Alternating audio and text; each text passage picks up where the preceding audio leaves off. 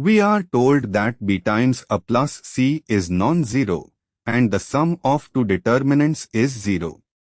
We need to decide the parity of n.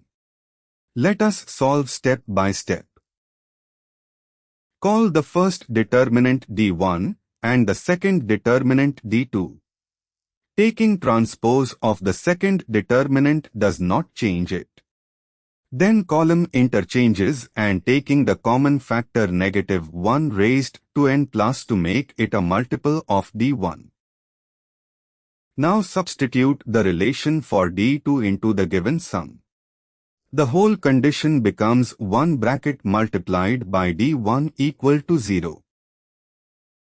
For d1, subtract column 1 from columns 2 and 3, then add row 3 to row 1.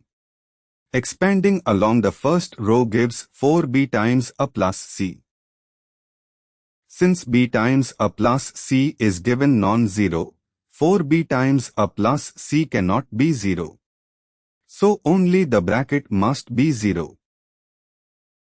-1 raised to a power is -1 only when the power is odd.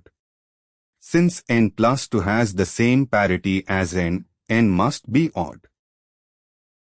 Therefore, n can be any odd integer, so the correct option is B. For more clear step-by-step practice, keep learning with Acharya.